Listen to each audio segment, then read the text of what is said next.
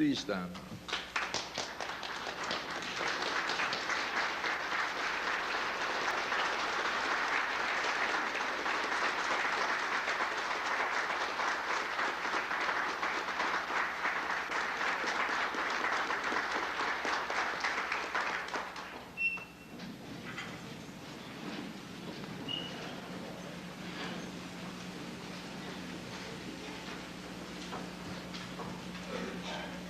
Most worshipful Grand Master, your officers past and present, and hopefully those for the future. This evening's lecture is rather significant and gives me quite a lot of pleasure as well as displeasure having to give it. Why the pleasure is very understandable.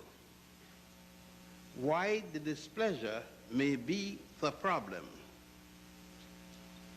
But the problem comes not from the persons receiving it, it comes from the manner in which they receive the information for what they have. I brought with me, as you see right here, two basic books.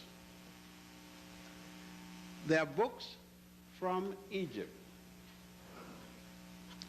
When these books were written, there was no God by the name of Jehovah, no God by the name of Jesus, and no God by the name of Allah. Yet African people were here in this world. And I'm going to speak on data going back before Adam and Eve. There were no Adam and no Eve, from whence I'm going to speak, and the world was here. There was no book of Genesis because the Hebrews gave us what is called the 5 books of Moses. And the first Hebrew was a man called Abraham. Abraham was born in the city of Ur in Chaldea. It is spelled U-R, Ur, and Chaldea is spelled C-H-A-L-D-E-A. He was born around 1700, before the Common Era, as you may say, before Christ. That means that his mother was here. I said he was born from a woman and a man, meaning both parents preceded him, and their parents and ancestors before them preceded him. He was born after there were already a nation and many other nations that were neighbors to that nation, and there was no state by the name of Israel yet. So I give just slight background to start so that you have no problem in understanding that Solomon wasn't born yet. It would be, Abraham was born, according to them, around the 14th dynasty. That's us, the Africans. We had dynasties all along the Nile. I don't know of an Asian dynasty nor the European dynasty, but I can assure you there were African dynasties. Thus, if we had dynasties, we had pharaohs. As a matter of fact, we had the first one. And we had them until the Asians came, while we were in our 14th dynasty, the first group of Asians to come to conquer any part in the continent we call today Africa. We had dynasties. In and around the first dynasty, we were still without an organization we today call Masonic, by whatever reason or meaning. And in the third dynasty, however, we started an organization to continue the building of structures in Egypt. And may I remind you that Egypt is the last nation built along the Nile, not the first, as some of us speak. The first nation built along the Nile started in Central East Africa. Today we call it Uganda. It was part of the Bokongo Kingdom. And I'm going back rather far because I'm going before the first dynasty, meaning I'm going before 4,100 years before the Christian era. Solomon, on the other hand, doesn't come in before 1000 BC, and that would be around the time when Greece came into existence. That means the first European nation. I hope you will take note of that fact. The first European nation in history is Greece and Rome. That is providing you want to accept that a wolf named Remus raised two people, and those people created a state. I mean, if all those kind of things we accept in the Harvard and places like that, and it's okay. But when I speak anything serious, it's difficult because they come from Africa. Now, these positions I'm laying down so that we have no difficulty when I start to deal more directly in what we call the Masonic literature. It would seem to me that the history states that the first literary person in all of Europe, the first one to have written anything for publication so that others can read it, would be a Greek. And that Greek would write two pieces of literature, the Iliad and the Odyssey. The first two books written any place in Europe. And the nation was called Greece, and the author was Homer. There is, I will put my life on it, no other work written in Europe prior to that, to those two books, the Iliad and the Odyssey. And Homer said in the Odyssey, even the gods that Greece adopted came from Ethiopia. And there's no Ethiopia anyway in the continent of Europe. No Asia. There's one in Africa, East Africa to be exact. I know, I was born there.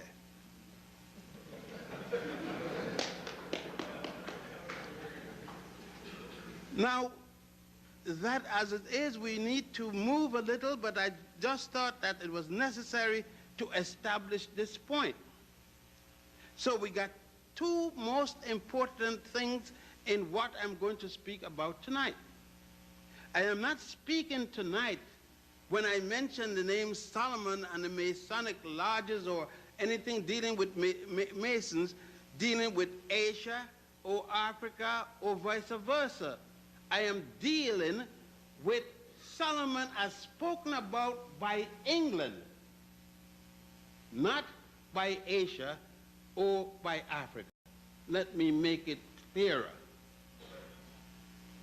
A part of an island related to Europe, otherwise in ancient time called Anglo-land, which is today called England, with a combination of Ireland and Scotland. This land took upon itself, after finding some documents in Egypt, a part of Africa, Northeast Africa, did translate those documents for the purpose of their own. And out of that, using with what was developed as the Holy Grail in an attempt to conquer part of Asia and part of Northeast Africa, in that they continued on, adopted certain teachings, and did call that today what we know as the Masonic principles. Those principles were attributed to a condition dealing with one of the head of the Hebrew government, one man by the name of Solomon. The same Solomon, it is said, that had a relationship with the great queen of Ethiopia by the name of Makeda, which you commonly speak of here as the Queen of Sheba. But may I remind you, Sheba is in Asia. She was the queen of Aksum, because what is called today Ethiopia was then called Aksum. Ethiopia is a name given us by the Greeks, not by ourselves, as we have had many other names. So she was the queen of Aksum, but the empress of Saba. Let me make it clear again. When a queen has a land, she's the head of that land. When that land under her captures another king or another country, another land, she then becomes empress of the land she captured. And that's I need that qualification because it becomes very important in my discussions.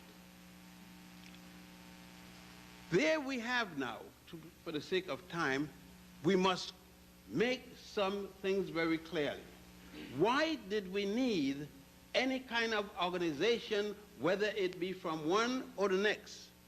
Number one, something had transpired in what is today called Egypt, from the Greek Egypticus and the English Egypt, the Africans Tameri, and other people have different names they call Egypt, especially the Jewish Mizraim and so forth. What had transpired is that in the third dynasty, a revolution took place, and the revolution was something that has put the world on fire ever since: the building of stone structures.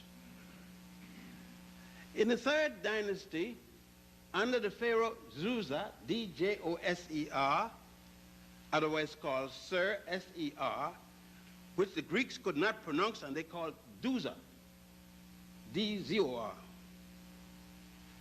A man, this man, a multi-genius, a man of many, many talents by the name of Imhotep. Most of us knew him first as a physician. And we said that he was the first physician when in fact we have still found out that his mother was a physician and his two sisters were physicians and many other people before him were physicians. But nevertheless, that would be enough for the point. Imhotep didn't want his pharaoh to be buried as other pharaohs before him because the place in which they were buried soon rotted and there was no proper way in which you could protect what was left. Thus, he pondered consistently for a place to bury the pharaoh and the method in which to, and finally came up with the use of stone, masonry. And that is where the aspect of the word masonry is going to start. Imhotep died in the third dynasty around 2785 before the Common Era. Solomon was born not before 1000 BC. So Imhotep was over 1,200 years older than Solomon. And he's going to introduce what we today call Freemasonry. 1,200 years before Solomon. So if Solomon is the father of Freemasonry, what would you call Imhotep? The grandmother? No, but I understand. I understand because the European told us. And if they told us, it got to be right. Irrespective of the data that we deal with. Let us continue. So Imhotep designed a pyramid, but he did not start out to design the pyramid, but to design a bench, a box, a mastaba. Mastaba is an Arabic word. The Arabs weren't there yet, by the way. I'm just using the term that is used. The Arabs are going to come way, way later. There's no Arabs in the world yet. The word don't exist. Imhotep continued and built one mastaba, two mastaba, and three, seven of them, one each smaller than the other. It looks like a wedding cake. Today, the step pyramid at Saqqara is still there to the present time, that you can go anytime to Egypt and see, as so many other of the 91 pyramids, covering over an area of 10 miles square. So it is that particular pyramid that we are interested at this particular point. May I remind you, there is no God at this time by the name of Jehovah. None named Jesus and none named Allah. I must remind you, because it's very important, that your ancestors worshiped different gods and goddesses, none by that name.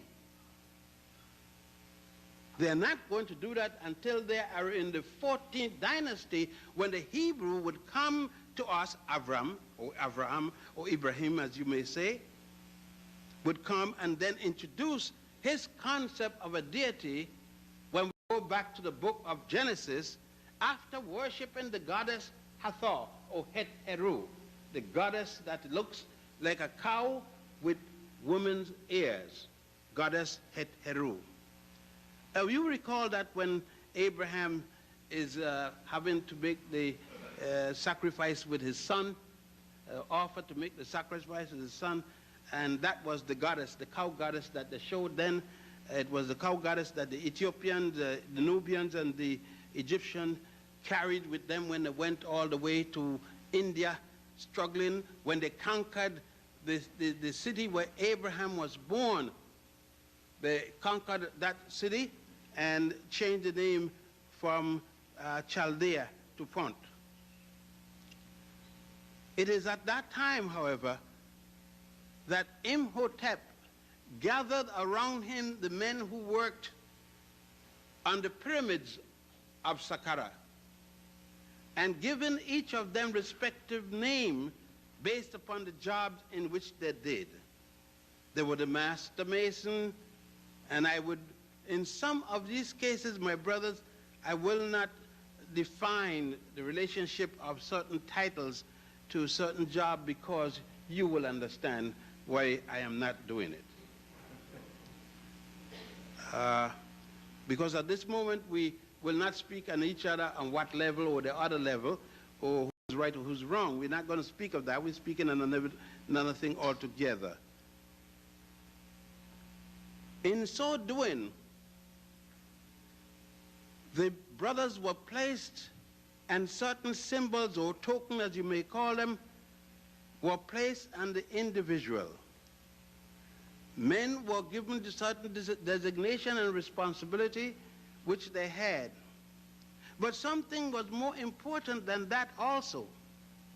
Since the ancient Egyptians, as I'm using the term you know, had to be reminded, as they reminded themselves, from whence they came. Any organization they had to relate back to the central position that they came from, the beginning of the Nile. That is why one of the major papyrus still states, we came from the beginning of the Nile, where God happy dwells, at the foothills of the mountain of the moon. Let us dissect this. We came from the beginning of the Nile. There are many places at the beginning of the Nile. The furthest point south will be in Uganda, the White Nile. By the way, since there is no Lake Victoria, they may have one in England, but they don't have anyone in Africa. So we will go back to the original name, Mwanja Nwanza. And we will call it that because that's what the African name it. The fact that they came from England and name it what they want don't mean we have to follow it. When they're gone, we go back to what is ours. So, Mwanza Nyanza. And they said from the beginning of the Nile. But there is another part of the beginning of the Nile. It starts in Ethiopia, Lake Tana, and it's called the Blue Nile. The Blue Nile and the White Nile flowing down north, not down south. We're not here.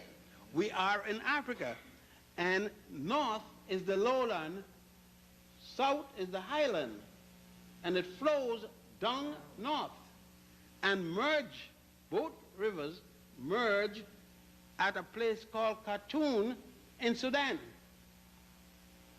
A third body of water out of the Ethiopian highland, called the Atbara River, flows down north and merges with the two bodies of water that had merged already and formed just the plain Nile, which continues north into ancient Nubia, from there into ancient Egypt, through Egypt, and empties in the Great Sea, now called the Mediterranean.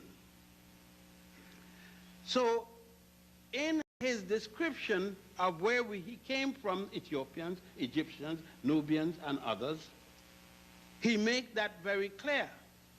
But in making that clear, in all of the stations they made, and speaking about certain very important traditions of the trilogy, it was necessary to make those stations very clear.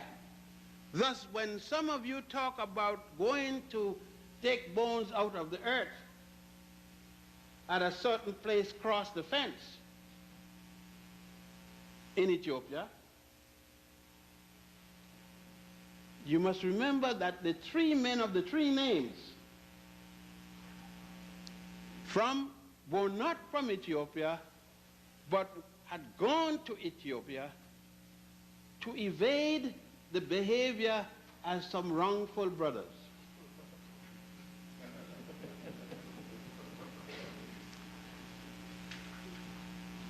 When they went to Ethiopia, they did not go to Ethiopia with the Western title of 33 degrees symbolic of the life of Jesus.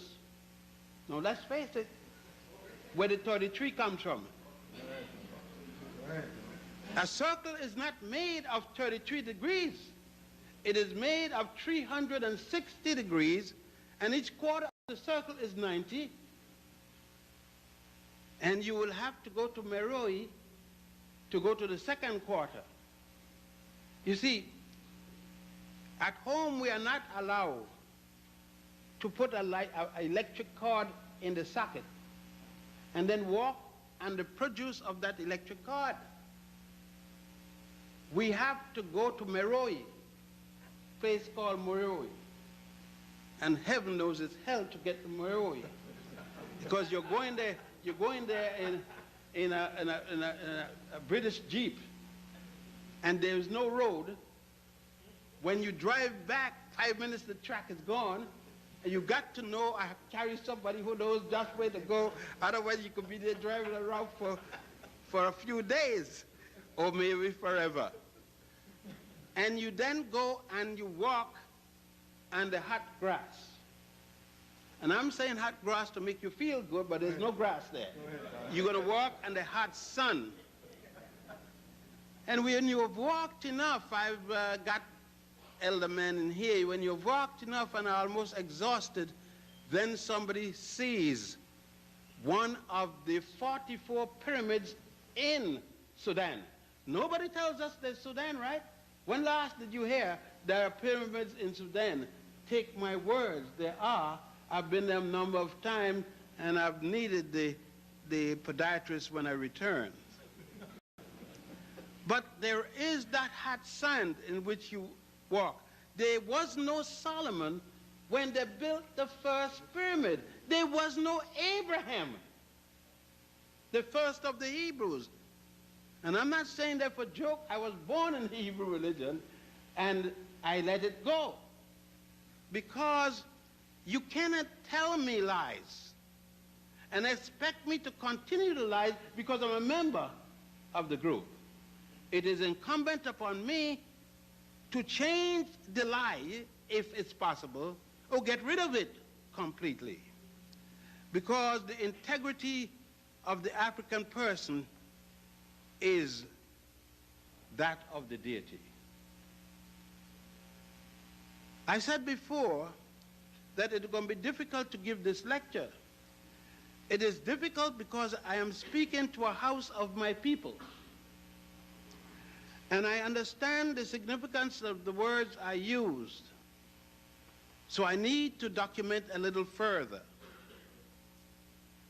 I am quite respectful of the men, the honorable man, the man whose body and soul went on, his ka and his ba, went on to the next world, who laid down his life for me and others like me, when he took upon himself a rights passed on from the British Crown to him who had come from Barbados to Philadelphia, and then dealt with others, included Washington, who I have no respect for.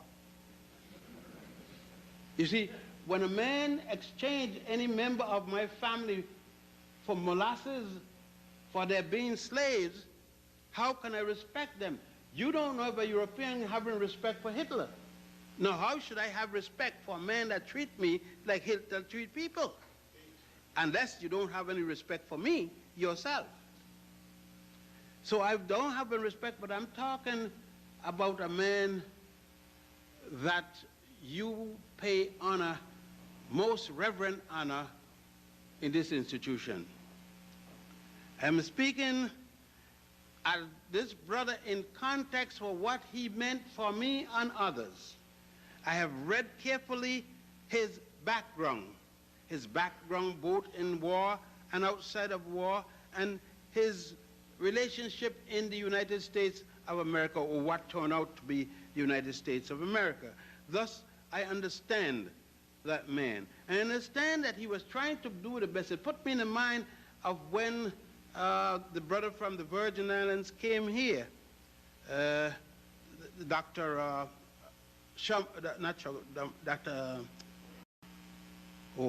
Blyden, Dr. Edward Widmer Blyden. When Dr. Blyden came here to Atlanta, ATC, the religious institution there, you should read what Dr. Blyden said, and you would vomit. You would get sick. But you have to remember that Dr. Blyden had just come here from the United States, for what was the Danish Virgin Islands, which later became the United States Virgin Islands, and he was repeating what he had been taught without any other experience.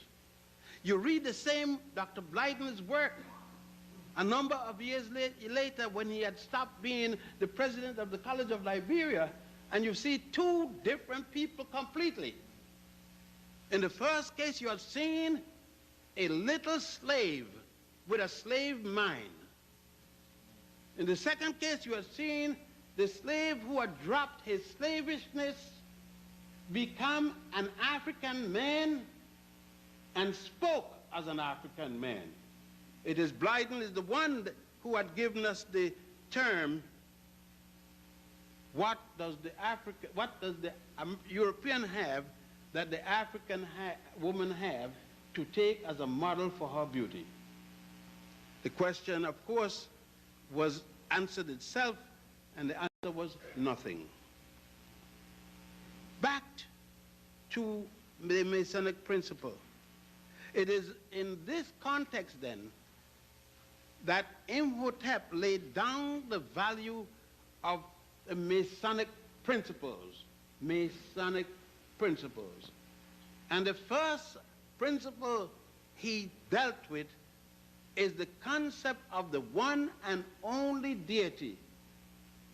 We talk about the one and only deity in Judaism, Christianity, and Islam, and there still is no one and only deity. We said the God above all other gods. For I am a jealous God.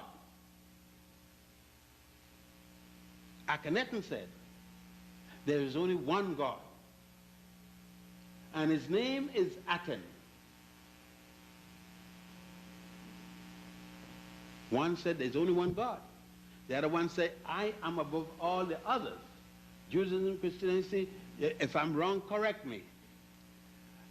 But we can't deal with it because it hasn't been endorsed by our European masters yet.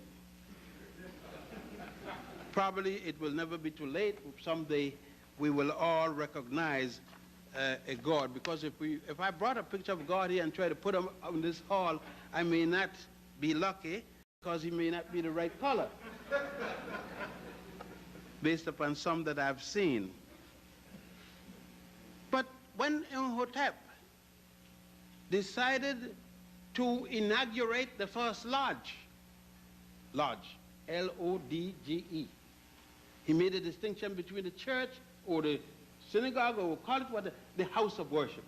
That would be the best thing to call it, so there'd be no difficulty. He made the distinction between that and the lodge. And when he adopted what they call the village lodge, the city lodge, the lower lodge, not the one attached to the pyramid, because that one was for the operation of the human body, to remove the intestines and other aspects, including the heart, soul, and to put them in the canopic jars. The placing of those things in the canopic jars was part of the Masonic order, part of the work in which a Mason had to perform. I asked you, gentlemen, do you perform this work? No. We don't any longer, because England, the English House and the Charter House, said that we were not interested in the actual act. Up until the death of Selassie, to be a member of the Ethiopian inner house, those who were in the inner house had to perform this act, as well as their ladies here, so as well as certain other things. I know you would bear with me understanding the circumstances under which I have to speak. But anyhow, those traditions in which were being established at that particular time were held and carried on. Different stations or different applications were used, and in them they then adjusted this book. What I have before me here is an original copy of the book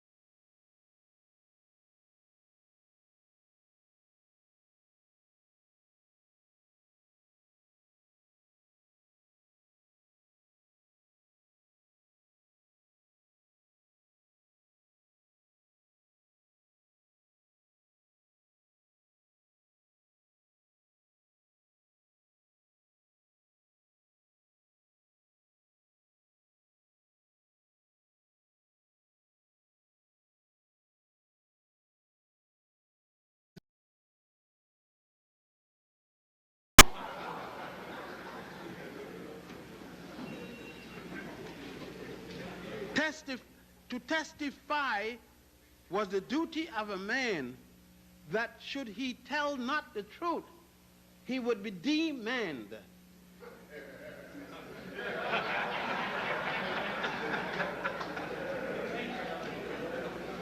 But then I realized that everything has become symbolic in the West. What we are doing is symbolism.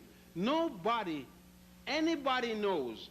People aren't even afraid anymore to come to you on the end of a what, or come drawn, or anything like that. Because they already know nobody's going to be hurt. They will go and lay in the coffin next to you, because, as a matter of fact, nobody goes in the coffin with anybody these days. And it is said, it's read, but it's never carried out. Everything is symbolic. We have nothing, thank you, sir, that we use in realism. The words then, why is it that Solomon has been given the dubious responsibility of carrying this on his head 1,000 and odd years later, when this were already in its full strength? Because around Solomon, they could build, the most logical person for them to have carry the torch over and transfer it to Israel.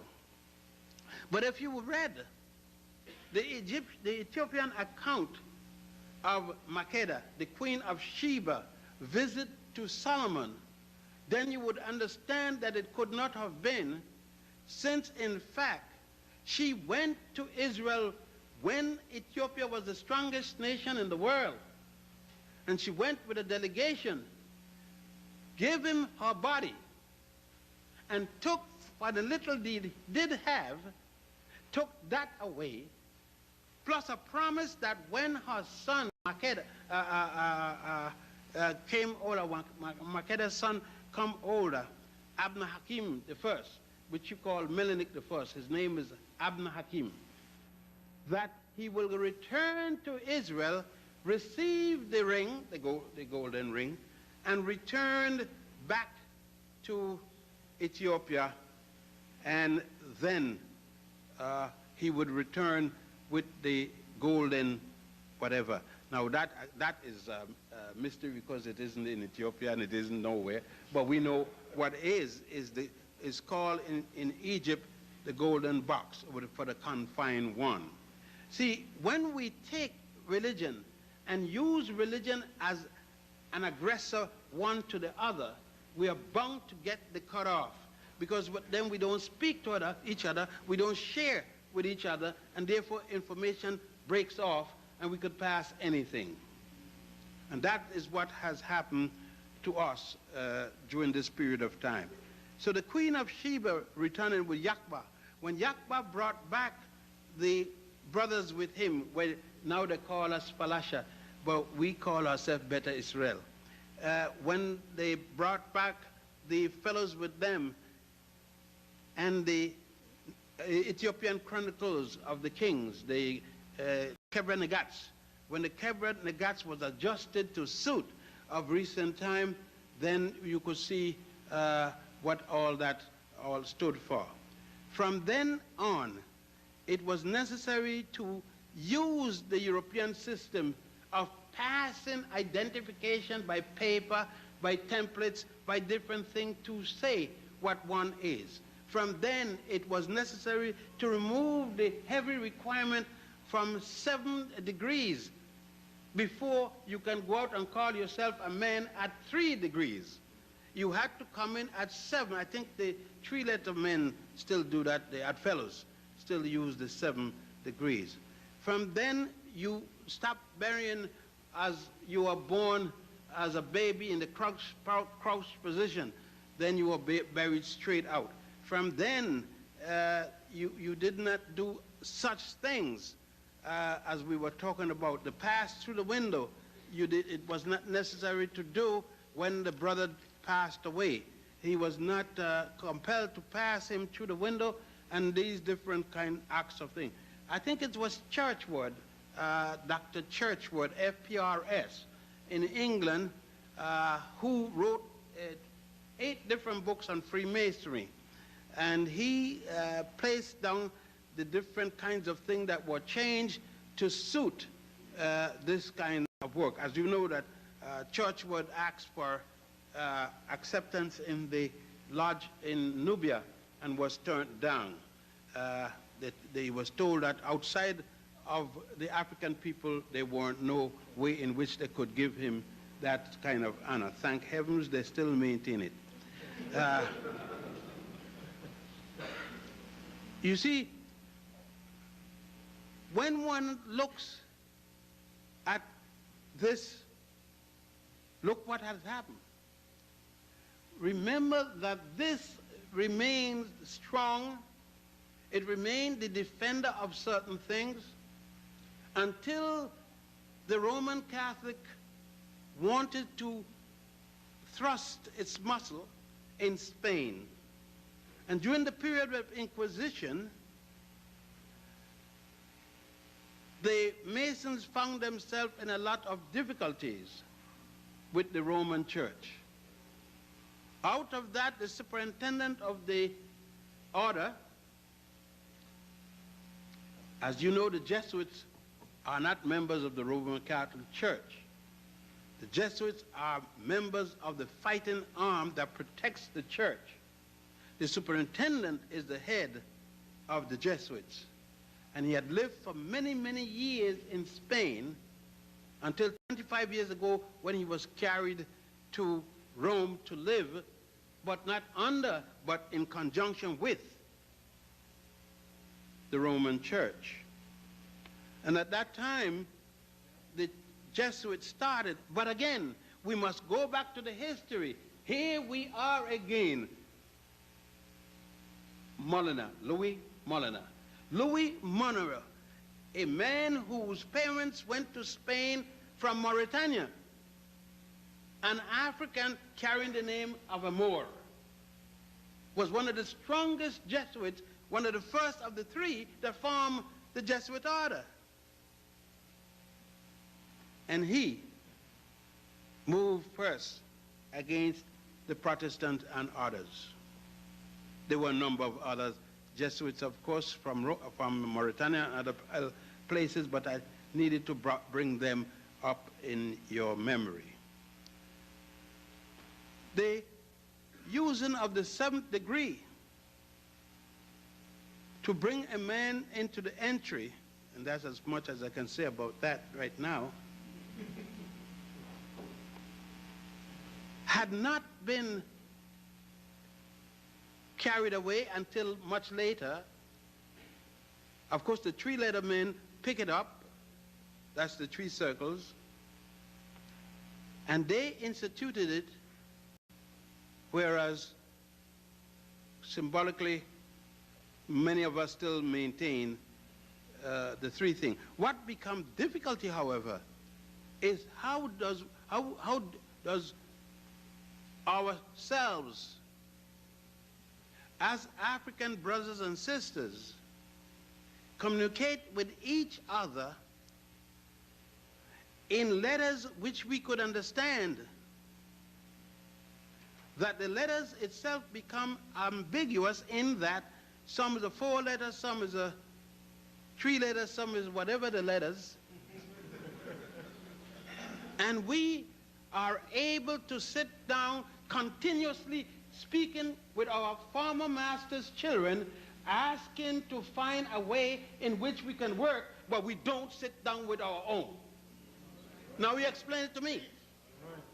Explain it that I can sit down with any European group and talk peace, talk in merger, but I can't sit down with one person looking like me and speak merger. Why? Years and years of induction as a slave. That mentality continues. And that means the world over, including at home in the motherland. Something must be wrong. Until that day when we can speak to each other. Like I told a man, he said to me, "What are you?" I said, "A man." He said, "No, what kind of a man?" I said, "A straight man." Because these days you can't tell a man from a woman. And they told me it's a matter of preference of sex. And I said, no, my sex don't go that bad, that it's a matter of, but I had to make, I said, when I'm in Barbados, I'm a Barbadian. When I'm in Jamaica, I'm a Jamaican. When I'm in Virginia, I'm a Virginian. When I'm in Ghana, I'm a Ghanaian. In other words, wherever there's a black person and I'm dealing with him, I am of that black person wherever he is. That's what I am at the particular moment. I am like the people I am among my people.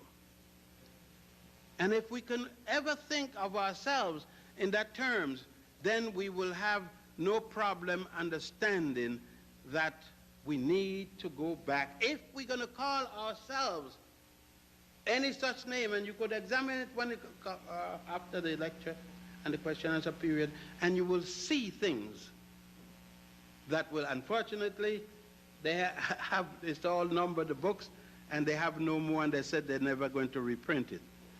But I just wanted you before the question and answer period to deal with this. There is a greater extent to this lecture, and I know the sisters are going to feel a little disdain. But sisters, if I came to a lecture given by someone for you, discussing your relationship to something this important, I will understand that I am not female. And because I am not female, there will be certain things you're speaking about that I cannot get the intricacies, because I'm not a woman. And I don't feel let down at all. Believe you me, just as you got a door on your bathroom, and you say, I can come in at certain times and I can't come in the other time, and I'm your husband. Just so I got the same door on my bathroom, and I'm your husband, and you can't come in.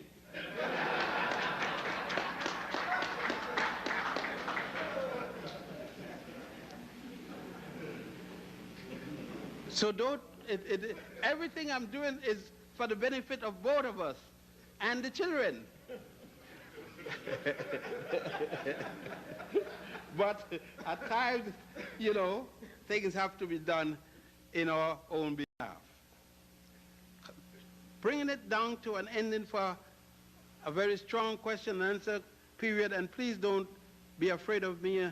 And on Mondays or Tuesdays, I do not wear my gorilla head. It's the other times. And you may ask me anything. If I do not know, I will tell you I do not know, because there are quite a lot of things I don't know, more than I do know.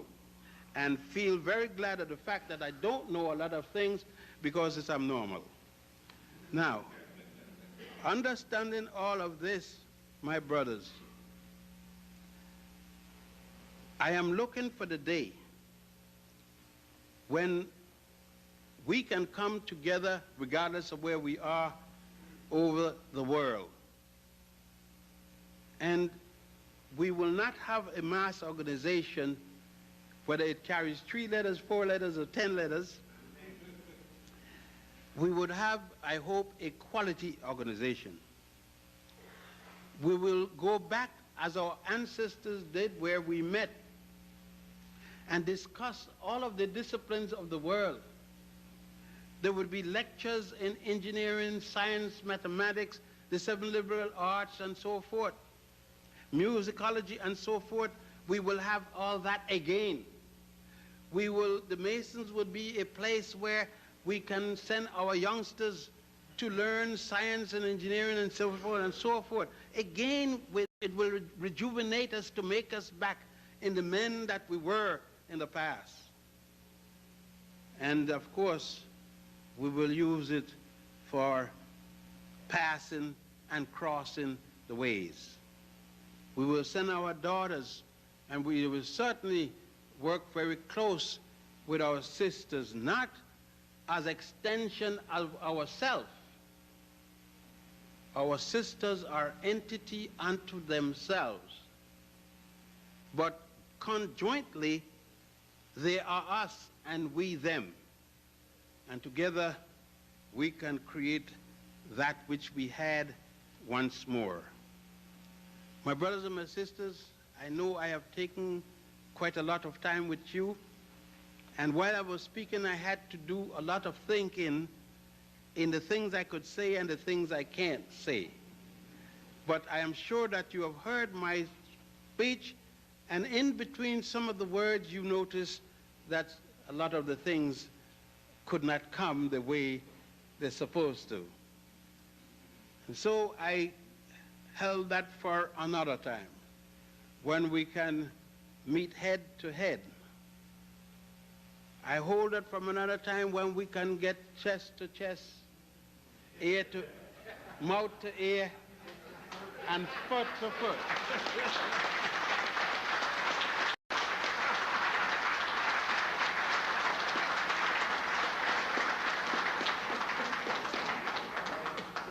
And then, my brothers, we are not could change this around, we will change it around.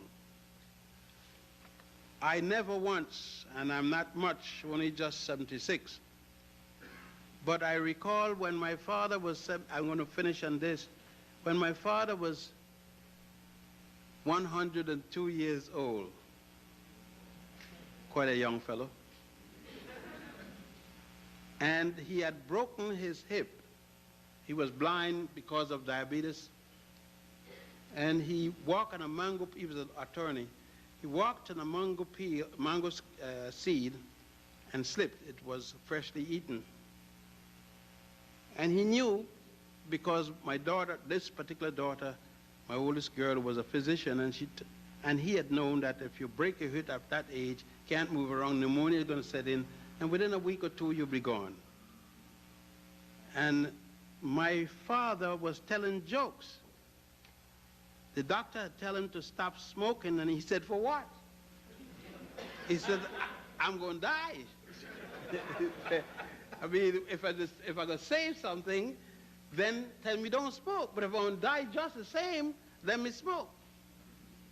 So Dad used to tell a lot of jokes, something similar to me, or I'm similar to him. And my daughter went to him this day in the hospital, and she said to him, "Granddad,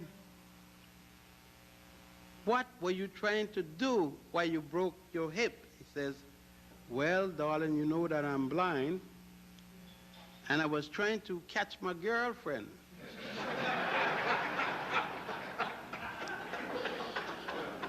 And so my daughter said, "But Granddad, what you were going to do?" He said to her, "You are my grandchild, right?" He said, "Yeah." "And my son is your father, right? Now how you think you got here?"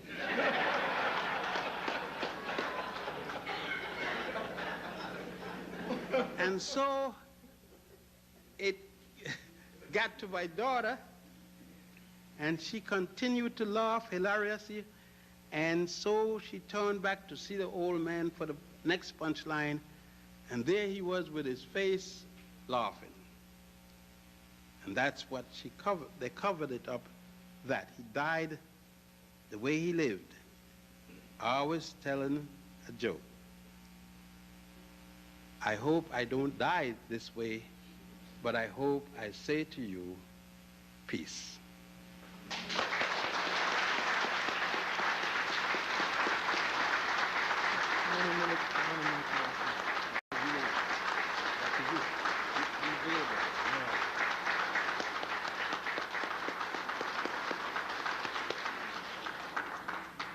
As we affectionately refer to him, that's our Dr. Ben.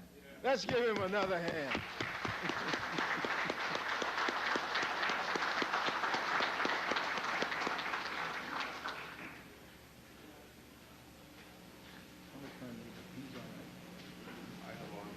Okay. All right. You're first. Rainey, you have the, which mic you going to use? You don't have one? Okay. All right. At this time, Dr. Ben is going to honor us by permitting us to ask questions, and he will answer. And since the Grand Master is here, I most certainly have to yield and permit him to ask the first question. Grand Master. Thank you. Dr. Ben, I have one question which is broken into two parts. The first is, how old is Masonry, and where did it start? Masonry officially started in Egypt with Imhotep. It started when Imhotep completed the pyramid as Saqqara and also the worship temple in the valley. And that will put us to about 4200 before the Common Era, 4200 BC. It was approximately 3,200 years before the birth of Solomon.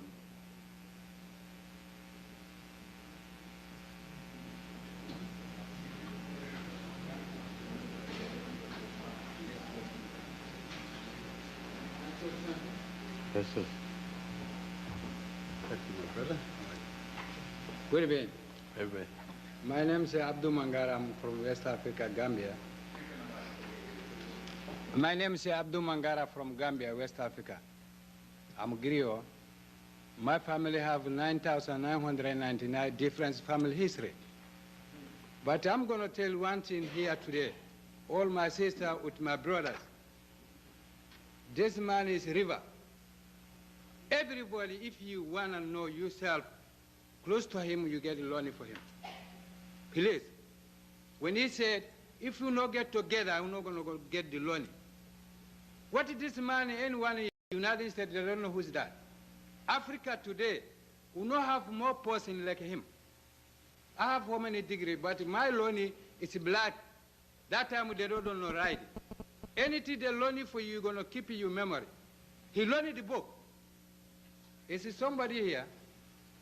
Please, please, anyone close to him will get something for him. Thank you.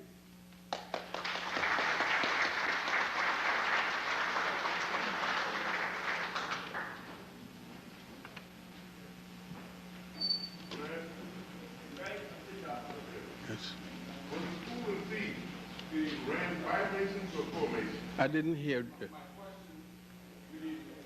Oh, thank you. My question to you is in regard to the Book of the Dead and how, if there are any texts that we can use now in following what our ancestors have laid out as a blueprint for us to follow today. And do you suggest Fudge as a good Translator? translation of that text? Yes, I think that Sir Edward Wallace Budge is the best translator in the English language that we would have in any of these ancient works. As you know, he was the director of the university of the museum in London until his death. So that I suggest that, but you will notice in a section of the Book of the Dead called Osirian Drama, that in that section they have 42 basic laws. And the 42 basic laws became the foundation of what is today called the 10 Commandments. Every one of the 10 Commandments you can find in the 42 admonitions to Goddess Ma'at. Plus the other 32 became the foundation upon which the ordinances are laid down. So that's the total 32. But nobody told us in school, whether it be in the church or whether it be in the day-to-day school, that the 10 Commandments has nothing at all to do with the Jews. That they copied it.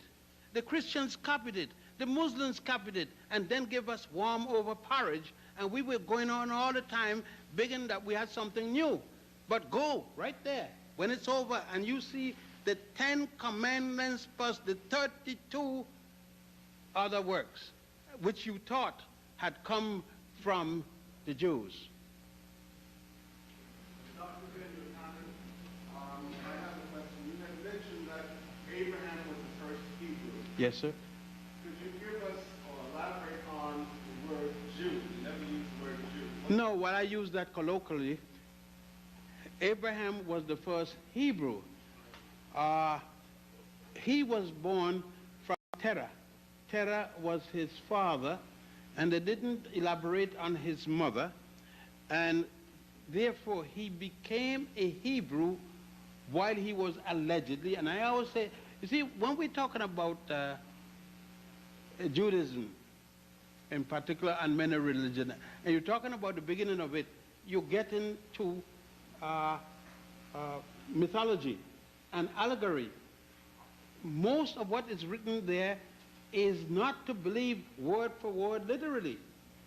It's allegorical, because when you're talking about Adam and Eve, I don't think you're going there to believe that Adam was a man, Eve was a woman, and therefore this.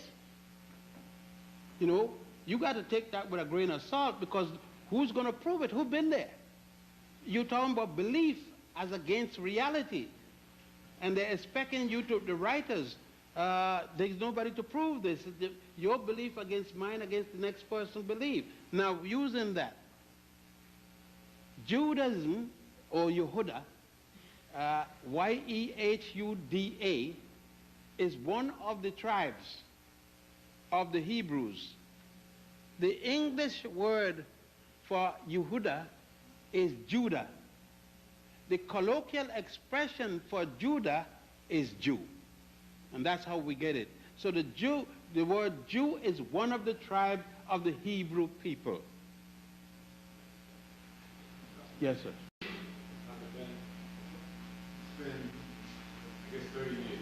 I'm from Right when you used to come up and see this. Yes, sir. And I was wondering if I could get the information to have you come back up, so we can get in touch with you and have you come back. Because I consider myself a little more fortunate than most individuals here. Because we've had many times in the sector. And then, this is 1996. And I'm going, this is for 30 years. I miss you. I was really so if I could get your address and your... Sure, son, I'll be glad to. Just ask me, I'll give you a card. Thank you for coming. Yes, sir. What is the relation between the Temple of Luxor and Freemasonry as we see it today? By Luxor is the current name for what was originally called Waset. W-A-apostrophe-S-E-T, Waset. After Waset, when the Greeks came and eventually the students come and invaded the Egyptians in 332, the year 332, which was the 31st dynasty, and they came all the way down to what was Waset. Waset was being used up to until those time as it was the capital of the country, and it was equally the head of the Grand Lodge. And may I remind you that by 332, Waset was very old, to the point that it had been conquered by the Greeks. But in the days when it was, for instance, it was the capital of Akhenaten before he changed it and went to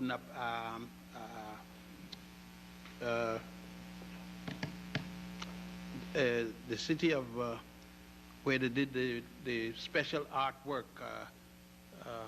It's the tongue of Akhenaten, but there's a different name, and I'll catch it, remember it before I finish. And when he went there, it was the capital under which Akhenaten did much of his rule. It was where Ramesses II did most of his work relating to his activities in wars against different states. It was the council. When you come to Waset or Luxor, Luxor is called the city of thousands of windows. When you come there, you would notice that it was occupied by over 40 different pharaohs and queens, and each of them established something that relate to them personally. For example, 2.5 miles from Waset is Karnak. Karnak, you heard of temples. If you take St. Patrick's Cathedral downtown, you take St. John Divine up here on 110th Street, you take the Cathedral of Notre Dame, and you take the one in England, put them together, you could still run the Indy 500 around them. That's literally, you go there and you could go down for as far as you could see. You would see that that is the temple.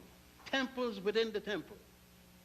And got its own swimming lake for the priests. And that's why I said, if you go one time here and you had the belief that I didn't have much, you would lose it immediately. You would come back stepping on grass in the air. I said, you will swell with pride in yourself. You would go and look at the Colosseum. You would look at, you know, I used to have one time, and I've been carrying trips since 1945, and I used to go to Italy and the capital outside of the capital of Greece, and then come to Athens, and then come to Egypt, just so they could see what happened. Just there so they could see how the European copied the African and then bring the people back. And now I figure it's a waste of time going there anyhow. So I said you could always buy a postcard and see it. Yes, sir. Next.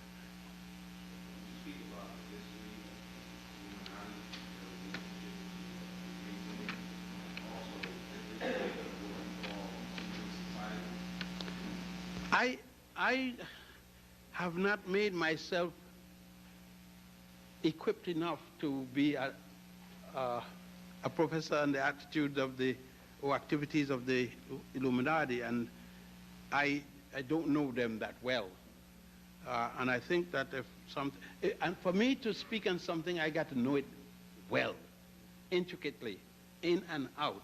So I feel very incompetent to deal with the Illuminati as against Freemasonry.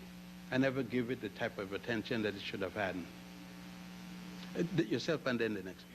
Up there and then down here. Could you elaborate a little bit on Ramses II and the building of the Nile and part of the question? Jesus also with the masonry? What I don't know of Jesus with masonry, I take the last point first. Of course, they have imposed that because of the 30. You see, what Masons in many lands have done is to make it to suit everything. And it doesn't suit everything. And I don't see how somebody can bring it and showing Jesus as a Mason. I don't know. I thought that I've read enough about the Christian religion from different aspects of it in my comparative religion. I studied it too, but there's no record of. And I want that to be careful that anybody could know what nobody can attach Christianity to Jesus, because it is thousands of years before there is the figure called Jesus. Now about Ramses II, Ramses II, the son of Seti I. Seti I was then the pharaoh at Luxor, what is called Luxor, Waset. When Ramesses got young and was the prince, he moved Ramesses to the temple at the world's first known Holy Land. You know, people talk about Holy Land. The Holy Land down at the temple of Seti I was the Holy Land of the world. There was no other Holy Land yet. There was no Jerusalem, there was no Bethlehem, and certainly there was no place in Arabia, Mecca. And there was this Holy Land. By the way, the Holy Land is closed now for repair. And it was there that Ramesses was introduced to his family tree, so to speak, the listing of the names by Seti I, his father. It was there that he was carried through to the throwing of the bull. I know the throwing of the bull may be something that some brothers are familiar, but I don't mean that kind. The Pharaoh had to throw the bull every 10 years, and his son was taught how to throw the bull. And it was there that, as I said, the first, and we don't speak of it. We speak as if when we go into Bethlehem, as if when we go into Jerusalem, or when we go into Mecca, we're going to the Holy Land. But forget that there's a Holy Land still there in Africa thousands of years before those others existed. And that what we got as Holy Land and I think are copies from what the Africans did. The sad thing is that we belittle what we have done, and we adopt everything others have done. And that is the sad part, is that we forget what we have done for the benefit of what others have told us. The gentleman. Just for the sake of all of us, could you explain about the genius of the pyramids, the builders of pyramids, that they were just not cosmetic things, they were just put up for the burial of kings, but they had other significance? We got problems. The one that I know that the ancient Egyptians, see, I'm one of the Egyptologists who, if I am going to put a theory, I tell you it's a theory in advance. I don't have any theory of my own about the pyramids. What the ancient has done is built pyramids for the king and for the queen from the 3rd dynasty until the 12th dynasty. The first pyramid was the one at Saqqara by Imhotep. The last one was of Amenemhat III down at the Fayum. Those will give us the 91 pyramids that were built by the ancients. In Egypt, of course, there are those that were built in Sudan. 44 of them. And they were all built for one purpose, to bury the king or queen. And there is no pyramid having 2 people in them. So Hollywood could go on with the nonsense about when the Pharaoh was dead, they killed the servants and put them in there with him. That's good for Hollywood, but it isn't good for reality.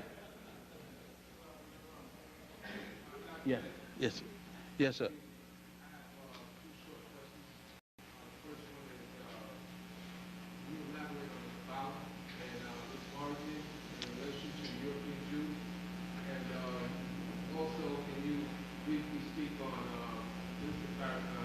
No.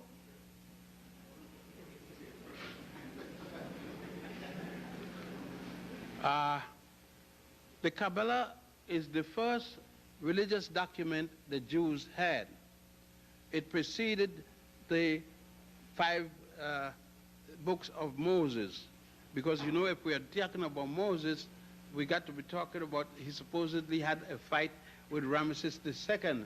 And Ramesses II took over the throne of his father when his father died in 1291, and he succeeded until 1232, a period of 67 years on the throne. So we will have to take that, and there wasn't a single book by Moses. You know, I like this aspect of religion. We speak of the 5 books of Moses. Moses never wrote a word that we have. The 5 books of Moses is named for and in honor of Moses. But Moses was dead before the first word was written. It was published in 700 BC, and Moses disappeared. Nobody knows where he went in 1650. And most people believe that Moses wrote something. Yes. The gentleman.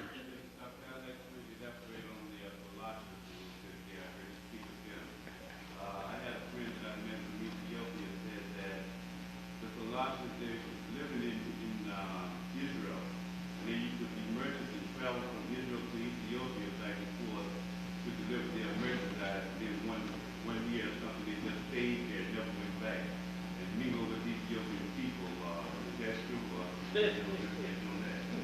Well, I hate to disappoint you.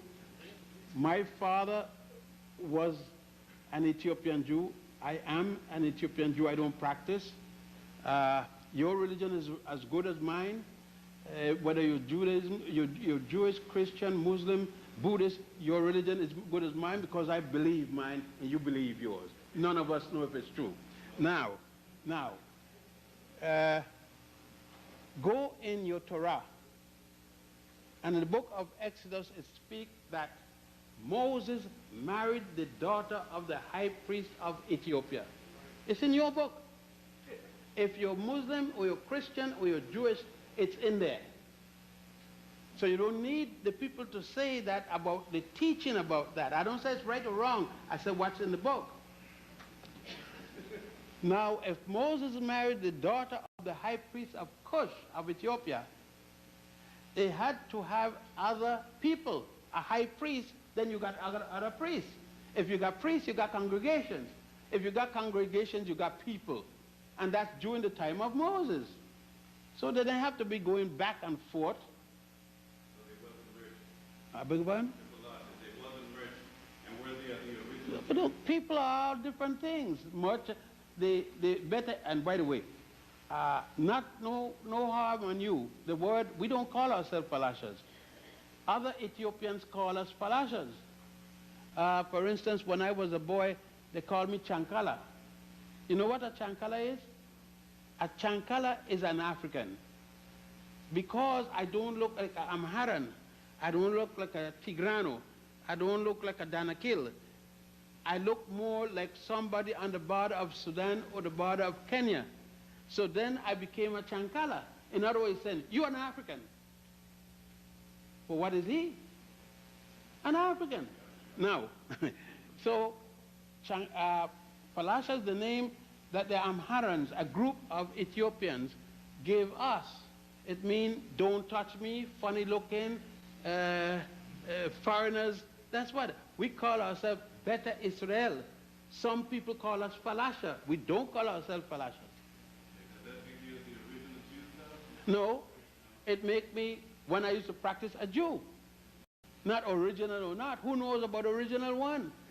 They said Abraham was the first one, and everybody sprang from him.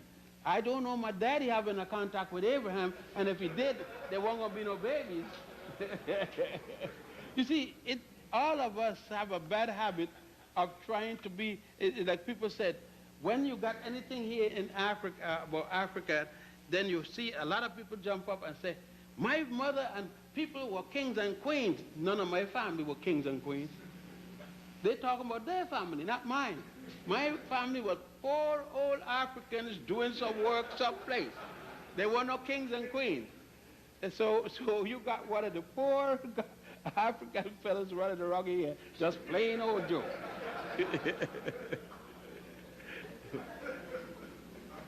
Yes, sir.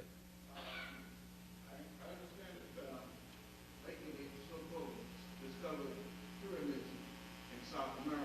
Yes. Are these pyramids related to those, any kind of connection with those in Africa? I am not a special, or they call them perimodalist. I am not a specialist on the construction there. Based upon what the statement is, they were primarily used for committing murder of, sacrifices and so forth. Not one of the African pyramids are used for the same purpose. I don't say that they were not African pyramids or they are not. I don't know, and I haven't done. But Dr. Ivan Van Sertima, who is a specialist in that area, Leo Weiner from the Harvard University, Dascasas, and many others who are specialists from different university background in the area, speak of them of having a connection. When Sir Haidar, when he did his experimental trip with a papyrus boat from Egypt all the way to Barbados in the Caribbean, satisfied enough information relating to this, and he said that based upon that experiment that there's enough evidence to validate that they're the same group of people. He showed the collection of coins in the Caribbean and looking at the findings of Pigafetta, when Pigafetta was there in the early part of the quote-unquote experiments to the Americas, he validated them in his log of the ship. That's the best, but I personally am not, that's not my specialty, so I refer you to Dr. Van Sertima. Yeah. Good name, sir.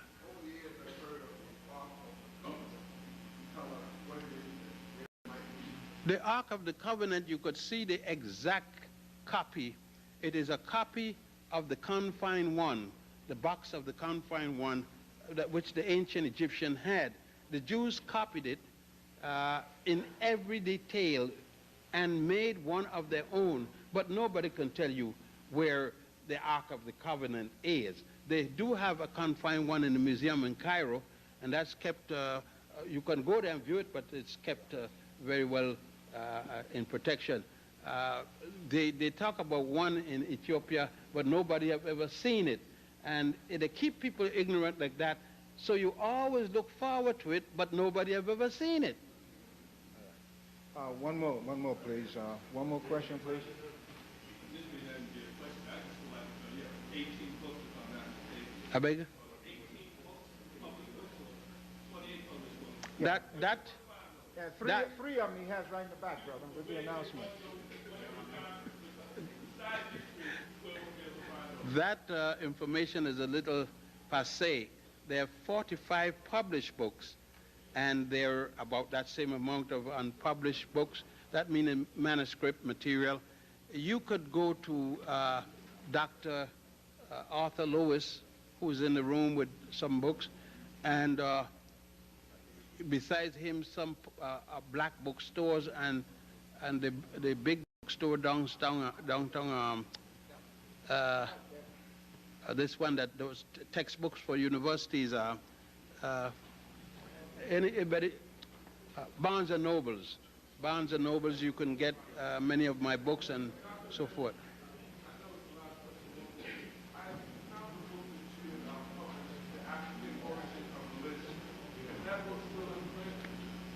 Yes, I think that book is still in print, and Dr. Lewis couldn't have it. I think it is, he has gotten from the publisher about 200 new copies that were lurking around. The brother, yeah, the last one. This is the last question, please. Thank you. What I want to know, was it taught by Masons to the common man, or was it a school of Masons?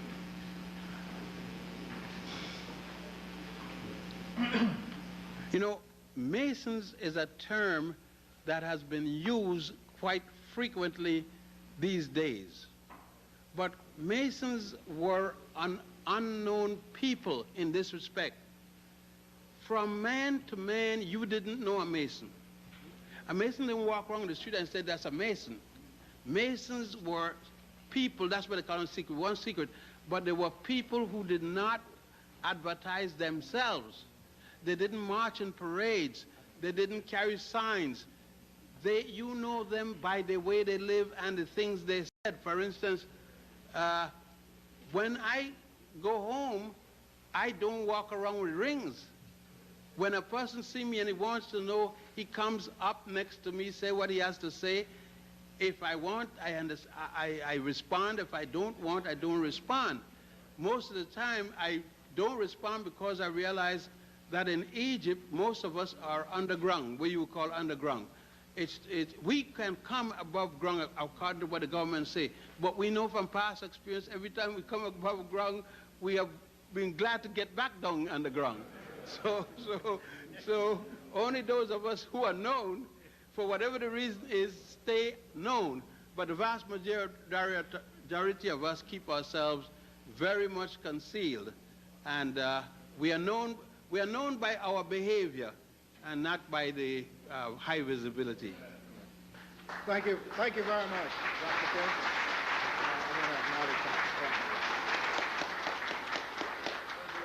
At this time, sisters and brothers, it gives us great pleasure.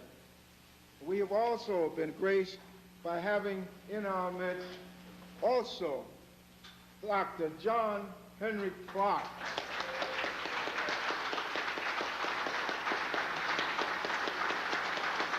I don't know if he wants to say something or not. Dr. you can stand up so we can get the video. All right. He's going to say just one word. Oh, okay. They asked me to say one word, and at 81, I'm just glad to be alive. Thank you. You got the picture? Yeah.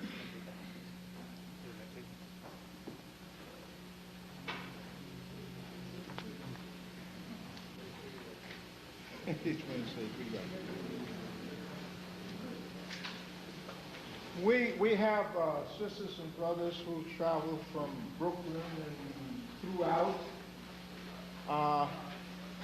We have with us from Enoch Grand Lodge, is Grandmaster Butts in the house?